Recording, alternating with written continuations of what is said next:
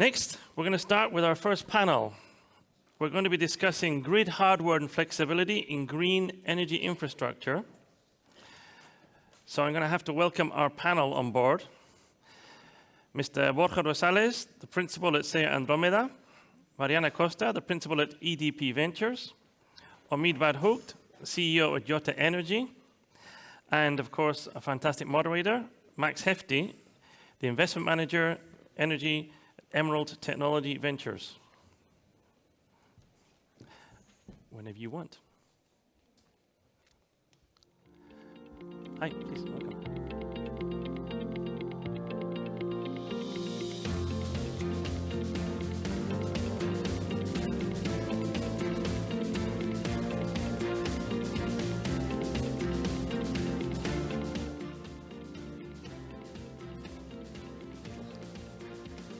1 second. We've got some small delay because we need these people to sit down. It's going to be an interesting conversation. They're going to get tired. We don't want them collapsing on us, all right? Ladies and gentlemen, please, apologies for the delay.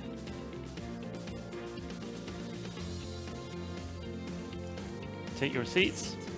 Look at this wonderful audience and listen to you, take notes, and ask you lots of questions later on, okay?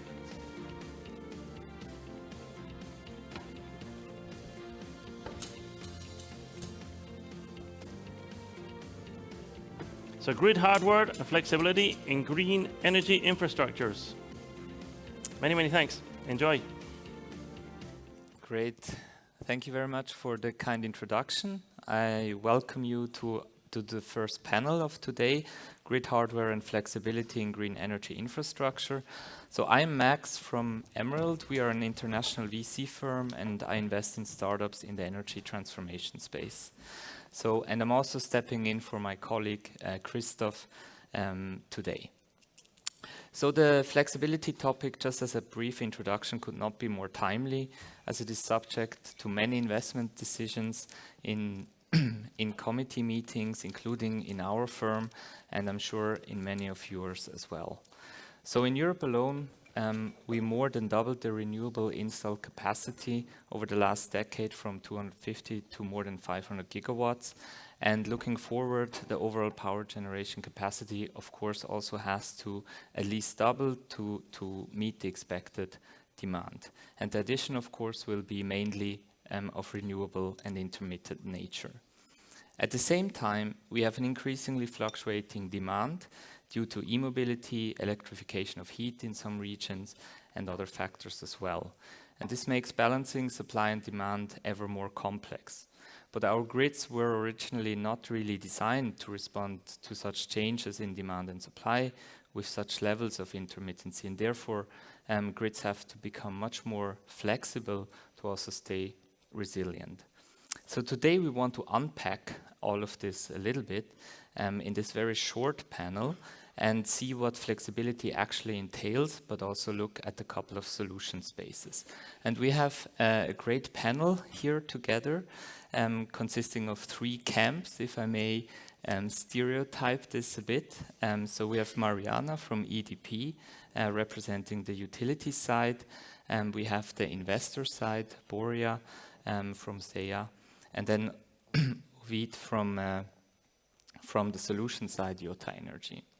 So may I ask the panel just to give a very brief, less than 1 minute introduction, and I would like to start with Mariana. Okay, for sure. Thank you. Just a correction, small correction, investor and corporate. So we are EDP Ventures. Yes. I'm a principal at EDP Ventures, which is the corporate venture arm of EDP Group. EDP Group is a global vertically integrated utility, and at EDP Ventures we are looking for startups that really add value, strategic and financial to EDP Group. So we are really a strategic investor. We invest globally from seed, late seed to Series B, and just also a disclaimer that we are proud investors in Yotta. Thank you very much. So I will hand it right to you. Thank you, Max. My name is Omeed, and I verify that EDP is an investor. We started a company called Yotta Energy. We have built a decentralized solar plus storage solution. Solar is now the cheapest form of new electricity generation in many parts of the world, if not all. And we're now figuring out how we can build the grid of the future that works interactively with buildings and homes. And we focus on the hardware, which a lot of companies don't do yet. And then we get to the software later. So excited to be on this panel. Thank you very much. And Borja from the investor side. Thanks, Max. So I'm Borja. I'm a principal at Seaya Andromeda. So we have a 300 million euro climate tech fund doing Series A and above.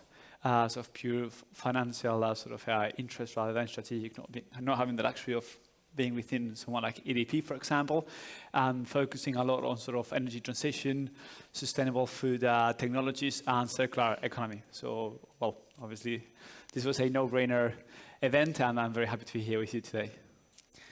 Thank you very much. Okay, so with that, let us dive into the discussion.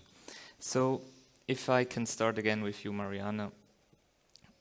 Considering really the evolving mix of electricity that we have and where it is going, can you give us your perspective where you really see the requirement for additional flexibility? And I'm thinking, is it more on the transmission, on the distribution side? How do you perceive that problem? Okay, so I think both the transmission and the distribution side will have very huge challenges. So the market is changing a lot, and so both transmission and distribution will be highly affected. And so we require different approaches and different solutions to tackle both. I will start on transmission. I think the positive side on transmission is that there is much more coordination between the different stakeholders. And that is indeed something really good that we can leverage on. But still, on transmission side, the reality is that when we think on the way that we have been managing the grid and balancing supply and demand, we have been relying a lot on conventional, traditional dispatchable power plants. That when we transition into a 100% renewable generation electric system, we will have hydro and eventually partially nuclear, but because we are shutting down coal and gas plants, we need to find new sources to add flexibility to the grid. Those new sources, maybe we can be talking about centralized or decentralized generation, we may be talking about backup generation, but really we need to find those new sources and reimagine a whole new energy market. While when we tackle distribution, I think here the problem is much bigger because there is so granularity and it's much more complex market. And while on transmission I talk about that coordination, I think on distribution we are exactly suffering from that lack of coordination. So with the increasing boom on distributed energy resources, we are having, everyone is installing the assets they want, connecting them to the grid, there is no planning. And so at the end of the day, we are ending up with a lot of distributed energy resources that are introducing new parameters on the grid, like bidirectional power flows, localized generation. And so we will require flexibility to be able to manage the grid and be able to manage voltage levels, manage quality, power quality issues, congestions. So it's a completely new approach also to the market, but in a much, because it's so granular and so complex, I think really we will find the real struggle of flexibility to be on the transmission. And I think we should have a major goal that is really to guarantee that we are able to reduce the mismatch between the speed of the energy transition and the real capacity of power lines. So as of today, we are seeing an energy transition that is running much faster than the current renewal of the grid itself. And so what we don't want for sure is that the infrastructure, the grid network, to be a bottleneck to the energy transition. So on my view, I think because of that complexity and granularity and also lack of planning, the distribution will be the real struggle. Yeah, thank you very much. And we will get back in the second question to that. But first, Borja, would you like to share your view? Yeah, sure. Completely to echo what Mariana has said, 100% agree. So due to the rise of DER penetration, right, and as we all strive towards a more renewable energy reliance, right? Away from fossil fuels, fossil energies, etc. So moving away from the centralized system that Mariana was saying, which is what the TSOs and RTOs are used to dealing with. It is more due to the rise of sort of these variable, unpredictable as well, due to the nature of renewable energy, right? We can't predict when there's going to be wind or when there's going to be sun. So due to the increased fluctuations and variability that is exposing, whilst transmission lines have always managed to deal with large sort of power generation from the big power plants. This sort of rise of DERs, I think, is what's sort of putting more stress in the distribution system, and it would be a real pity if, despite transitioning towards a more renewable energy world, this is actually impedimenting the grid from allowing that energy to flow through, imposing curtailments, congestions, which all the utilities sort of are experiencing on the generation side. And that's why personally I think that whilst investment is required both in transmission and distribution, right now it's really distribution the one that needs sort of the most help, at least sort of in my opinion, and what we've seen a bit at Seaya as well. Yeah, yeah. So is that also reflected in kind of your focus at the moment at Seaya in terms of companies? I think we will touch upon it maybe later in terms of sort of faster or slower solutions. But from our side, whilst we're looking both at solutions on the transmission side and on the distribution side and on the generator side as well, as a venture capital firm, we also try to back sort of companies which scale the fastest with a venture capital profile. And on the distribution or generator side, that's where we're seeing more from an asset-light perspective or hybrid model where more solutions are arising, but not to say that TSO solutions are also being posed, such as dynamic line rating, for example, that I think there are a few startups in that space here today as well. Great, thanks. And I think it's a perfect segue to also get your review from Yotta Energy. Yeah, I think if I could summarize everything, we're having a shortness of power, energy in the grid. So I want to ask the crowd, raise your hand if you currently drive an electric vehicle. That's a good percentage. It's about 20%. Raise your hand if you keep your hands up if you raise your hand. Raise your hand if you plan to drive an electric vehicle and you plan to get one in the next 10 years. It's almost 80%. Now raise your hand if you had perfect infrastructure where you could drive anywhere, plug in your car, and didn't have to worry about charging. You might even get paid by a utility to use that power, that you would consider an electric vehicle. And it would probably be all of us. So that's probably pretty much a 3-4x increase in demand for electricity in the next 10 years. And where is that demand going to come from? You cannot simply build power plants fast enough, even if you wanted to build coal and natural gas power plants. So, another reference I like to give people is anytime you've been in an airplane and you're landing in a city, you see a bunch of empty rooftops, right? You look around and you're wondering, why aren't there solar panels on those rooftops? It's a great question. And I think that curve is starting to change. And so where we look at the infrastructure, we look at the last mile. We see all of these empty rooftops as potential distributed energy generation sites that will play in with utilities and create dispatchable power. And so we've created a very unique technology that takes these empty rooftops and turns them into dispatchable power that's very safe. It's a low voltage architecture. Mm-hmm. And you could be a company based in Portugal and you can have a system somewhere in Brazil that you can manage. And so we feel that the future of the grid is decentralized, and it's removing from this paradigm of like owning poles and wires. Literally any company that wants to invest in technology can now become a power producer, can now produce energy and can sell it anywhere in the world. Got it. Thanks a lot. So with that, let's get to one point that you mentioned in the beginning, Mariana. So if we look at kind of the investment today that we put into building up renewable power and compare that to how much we put into grid infrastructure and bring maturing the grid to cope with that power, the ratio is actually really low. As I was preparing for this panel, it's around, for every dollar we put into renewable power capacity build-up, we only put around 60 cents into the grid. And that ratio should be closer to 1, should be around 0.9.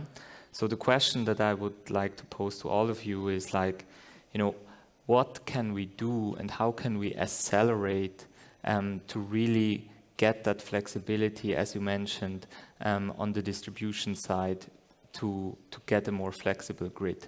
And I would like to start with Borja on this one. Sure. So I think from a sort of acceleration perspective, the way we at least look at it is you have two timelines.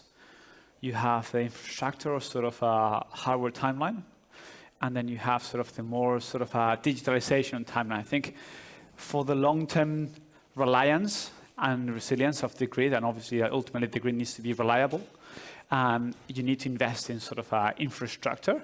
Always, again, talking about the grid rather than generation here in this point. But that's more in the longer term, right? So I would like to emphasize sort of the need to invest in sort of the digitalization of the grid. So a bit the debate of sort of new build versus leveraging existing assets, right? Yeah. So I think a lot has been built historically. Even a lot of sort of grid operators nowadays, they have pretty strong and sort of up-to-date technology with many sensors, etc. However, I think quite a high number of them, there is a struggle to leverage and read live data along the entire grid, and that's where I think there is a huge opportunity to sort of digitalize. And when I say digitalize, it's not just sort of bringing software, etc., but really optimize operations and allow the grid to work, not just sort of to move operations to a decentralized sort of landscape and increase data gathering and analytics for grid operators ultimately to make much better informed decisions, which theoretically should allow them to see, as I was talking earlier about curtailments or congestions, I think about 50% of the curtailments nowadays, they don't need to be in place. But there are sort of binary rules outdated. There's a lack of sort of live readings out there. So by the digitalization of the grid, I actually think that we can get a lot more renewable energy through. And that's, to my point on the timeline, a faster and more cost-effective solution based on the generation that we have today, so allow that extra distribution to flow through, and then on the longer time frame, which is also required, but maybe because of sort of how capex intensive it is, but also due to regulatory requirements, policy changes needed as well. It's more of a slow-moving phase. So that's sort of the two angles that I would look at it from. Great, thank you. Mariana? I think obviously there are very different points on how we can move fast, but for sure the infrastructure investment is one of those, and that can be challenged on macroeconomic contexts like the ones we are having now with very high interest rates. So this is an industry of heavy and long investment that is highly dependent on the funding availability and the market conditions. So that obviously is a key driver to accelerate. But I'll also tackle two more. So first, the regulation itself. So we need a lot to streamline regulatory process, redefine the market designs, reform the energy markets for them to better value flexibility and incentivize the investment in grid flexibility. And we are not there yet for sure. And I think the last one I would like to tackle is the technology integration. So every time we think in integrating new technologies into the grid, we need to remind ourselves that grid is such a critical infrastructure that it's not just having the best technology, because it needs to solve and address a lot of challenges. So we need to address topics like system compatibility, interoperability, cybersecurity, but I think above all, it would always, any new technology need always to address the resilience and reliability of the grid. So DSOs are by nature one of the most conservative and risk-averse customers that are there. And so any new technology that is to be connected to the grid need always to assure this reliability and resilience of the grid. But also, just for us to be able to accelerate and be able to close the circuit and for all of this to work, this needs to be done in a really coordinated and well orchestrated way, because it doesn't matter if I'm pushing on the investment side if I don't have the right regulatory framework in place. It doesn't matter if I'm having the best technology to integrate if I don't have the investment on the regulatory framework. So to really be able to close the circle, we need all the initiatives to be done in a really well coordinated and orchestrated way. And again, we are not there yet. Completely agree. Yeah, I mirror some of what Mariana says. I think if utilities and regulators create the incentive structures, the market will meet the demand. I think a lot of utilities think that they have to upgrade the infrastructure, own the infrastructure for this change to happen, and they simply don't. We've had a one-directional grid system for a long time, and now we have the ability to have bidirectionality. A lot of the existing infrastructure can handle bidirectionality. We just have to have the certain market dynamics to incentivize folks to be able to dispatch their power and be part of that revenue stream the potential's there, and you'll see a lot more deployment of these technologies. Right, right. Great. I think for the remaining 11 minutes, I would like to now switch a bit to the solutions. And we heard a couple of important points that I would like to zoom into. So, you know, and maybe starting with you, Omeed, what is your current view on kind of the, you know, building on what both Mariana and Borja said, the most important kind of near-term solutions to enhance flexibility, and then a bit longer term? And if you could, you know, drop in one or two concrete example as you perceive this also from the market side, that would be great. Yeah, great. Yeah, I think I jumped ahead and maybe talked a little bit about that already. Yeah. But I think, you know, with all things, you have to look at what's existing, what's easy to adapt, and then what's going to take a complete overhaul. And I like to focus on what is existing and easy to adapt. And again, I mentioned there's all these empty rooftops in a lot of places, and the buildings follow demand, people follow the demand, and let's start there. Let's make sure every rooftop that's empty right now has a dispatchable solar power plant that can produce energy far less expensive than building new generation, right? And let's incentivize that so that the building owner, let's say it's an auto repair shop, he's incentivized to put solar and batteries on his property, because not only does he reduce his electric bill, but then he can dispatch that power and hit different utility programs.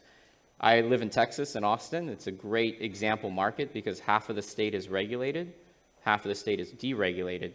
And so you get a mix of both realities. And in the deregulated cities like Houston and Dallas, you're seeing a lot of these very unique structures. In fact, let's take Tesla, for example. They created an electric company, a retail provider, so they can go back and incentivize the purchasers of Powerwalls and Megapacks to have a different incentive structure. They got tired of waiting for the utilities to do this. And so they just created that market. And so I think it's a great example of what's to come. If you have a way for folks to not just put solar on their buildings and homes and just, the past is how does this save on my utility bill? The future is how does this system become part of the grid of the future? Right, right, perfect, thank you. Mariana? I think, again, I completely agree with Omeed, but on a more holistic view, I think we will always require both the existing infrastructure and the new build. So we have an existing infrastructure that is out there, deployed, it's massive, and we can't simply ignore that. So we really need to look into the current infrastructure, understand how we can modernize, upgrade it, and do as much as retrofit as possible to allow for the equipments that are already there to be more flexible. So, but when we look into the future and we see all the forecasts point to such an increase in the electricity consumption, that infrastructure that is deployed won't be enough and will run out of capacity. So new build will for sure play a relevant role here, and is something to look at. And I think here we have really the opportunity to design a completely new electric system from scratch that is flexible, that is able to incorporate all these new technologies out there. So at the end of the day, I think it's a combination of both. We cannot ignore the existing infrastructure. We need to focus on that, understand where are the quick wins, understand how we can retrofit, make those more flexible, but also take the opportunity on the new build that is to come and make that a completely flexible new system. Right, and are there perhaps also in your portfolio, are there any companies that you would like to highlight that contribute to one or two of these points aside from Yotta, of course? For sure. So Yotta, I will leave the floor to me to talk about that. But we have, not just at EDP Ventures, but at EDP, we have several ongoing initiatives in this field. For instance, we are testing the deployment of some hybrid intelligent power transformers in field that will allow us really to, from an hardware perspective, to manage power flows, to control harmonic response, to manage congestion. So that's more on the hardware side. We are having that approach. Also, in a more long-term market and a more disruptive field, we are starting to look into solid-state transformers. That will also be a key part of the energy transition. Then on the flexibility side, we are running with Piccolo, which is a marketplace for grid flexibility. We are running the first local market flexibility with our DSO in Portugal. And then obviously some examples from the portfolio, just to name a few. We have Splite, which is one of our most recent investments, that it's a software solution again. Through digital twins and monitoring and control solutions, they are able to explore the networks at higher than traditional levels of load. And if there is at any point any congestion, any problematic load that is identified, Splite really manages it and is able to overcome that challenge. We have also PlexiGrid, which is working with our DSO in Spain to build a web view of the low voltage grid, to allow really to understand what are the constraints there and to be able to act on those. And maybe just a final one, we have EnergyWorks, which is supplying our DSO, Portuguese DSO, with their energy data managed platform. And the reality is that when we look into the low voltage grid and we want to act on that, we really need to have data to understand the grid. And to have data on the low voltage grid, smart meter data is a key piece. So we really need the platforms to be able to crunch and process all that data that is real-time, very granular, very volumes of high data. And so having the right tools that allow us to deliver to empower our DSOs with the right quality data to be able to act on the grid is a great tool to have. So there are many more, obviously. So it's a big company. We have several initiatives ongoing. We are really committed with leading the energy transition and making our networks more upgrade ready to onboard all these renewable generation. But I think these are quite a nice overview of the initiatives we have ongoing. Great, thank you for sharing this. Borja? Thanks, Max, and congrats, Mariana. That's a quite impressive portfolio here. Preaching by doing, clearly. So I think just to wrap it up, I would say, so based on what we've discussed in this panel today, I think we'll all agree that we're aiming towards a grid which is more flexible and more decentralized. And with that in mind, just to answer your question, Max, on specific concrete potential solutions, so I think they need to be ones which strive towards this end goal, and some that I can think of, for example, so installing smart inverters in solar panels to regulate the flow and control the voltage there, for example, to allow for grid flexibility.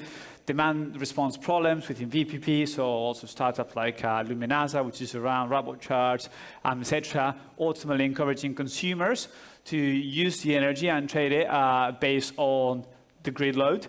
More long-term solutions, such as integrating large battery solutions like Flower in Sweden as well, to provide for those additional big storage plants and integrate them into the grid as well. We have DLRs, which is something that Splite is actually also doing and selling in the US, for example, to help TSOs and RTOs.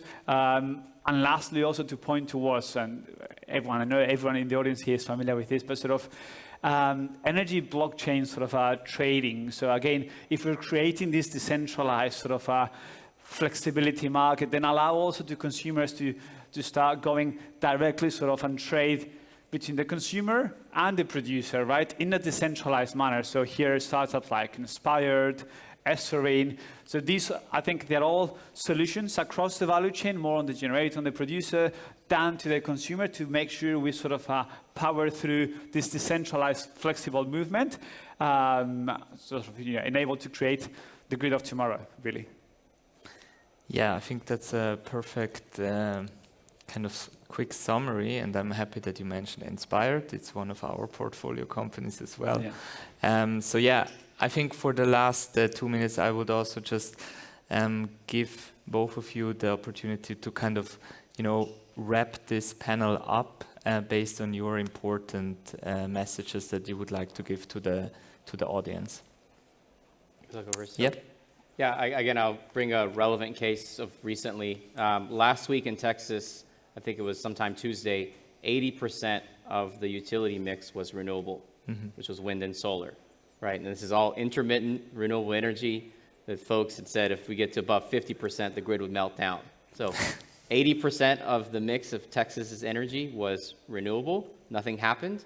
And then an hour before I got on my flight to come here, we had the wonderful total eclipse in Texas and Austin as well. Again, zero solar production for about 20, 30 minutes. Nothing happened. So I think the grid will adapt. We just have to build faster, deploy more. Yeah, perfect. Thank you. On my case, I will pick up on the initial words that this is not a summit, this is a call to action. And I think we need to put in perspective that the current existing infrastructure took us around 150 years to put us here. And now with the ongoing energy transition, we need to redefine everything in just 20 years. So 20 years in such a critical infrastructure like network is tomorrow. So all the decisions, all the initiatives need to start today. Perfect. Yeah, I think from my side, I can only echo that. I really agree with all of you, and I would like to thank each one of you for your great insight and sharing all this. And with that, we are just on point at the end of the panel. Thank you very much.